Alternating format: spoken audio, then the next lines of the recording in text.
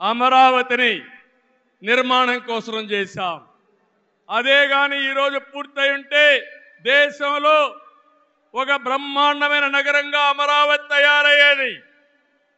3 ముక్కలాటతో అమరావతిని నాశనం చేసి భ్రష్టు పట్టించిన వ్యక్తి ఈ జగన్మోహన్ రెడ్డి.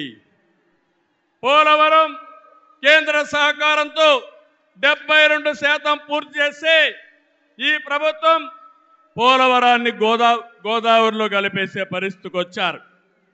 ఈ విధంగా ఒక ప్రాజెక్టు కాదు, అన్ని ప్రాజెక్టులు నష్టపోయాం. సహజ వనరులు దోచేశారు. ల్యాండ్, శాండ్, వైన్, మైన్ అన్నిట్లో వేల కోట్ల రూపాయలు దోపిడీ చేశారు.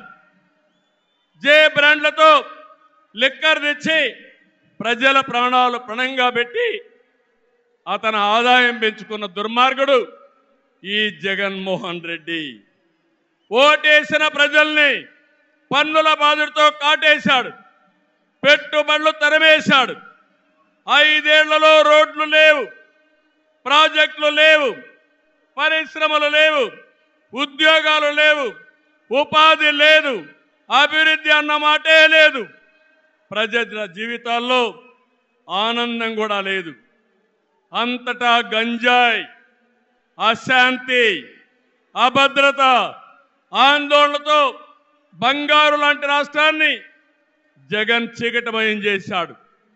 విధ్వంసమే తన విధానమై రాష్ట్రాన్ని కూల్చేశాడు.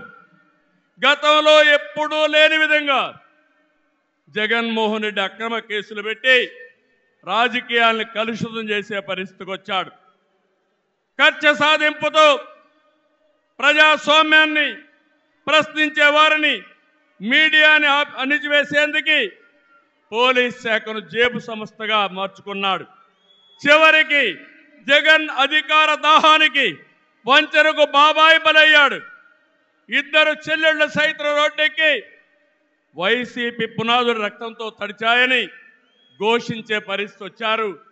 జగన్కు ఓటేయద్దని సొంత చెల్లెళ్లే చెప్పారంటే 5 కోట్ల ప్రజానీకం అర్థం చేసుకోమని విజ్ఞప్తి చేస్తున్నా.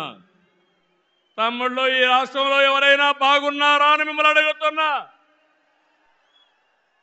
రైతులు బాగున్నారా తమ్ముళ్ళు అని అడుగుతున్నా.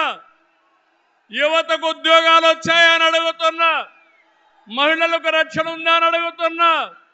ఎస్సీ, బీసీ, ఎస్టీ మైనారిటీలకి ఏమైనా లాభం జరిగిందా అని అడుగుతున్నా.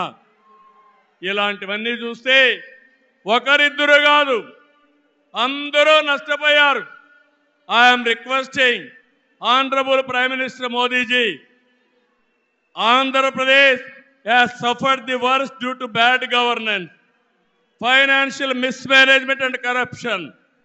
You will be shocked to know that collectorate offices, Raitu Bazar buildings, government colleges have been mortgaged.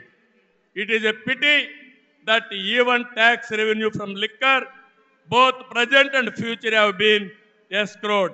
This is the sorry state of affairs over the last 5 years. అందుకని నేను మీ అందరి తరపున మోదీజీ గారిని రిక్వెస్ట్ చేస్తున్నాను. మన రాష్ట్రాన్ని కాపాడుకోవాలి. సిద్ధమా మీరందరూ అడుగుతున్నా.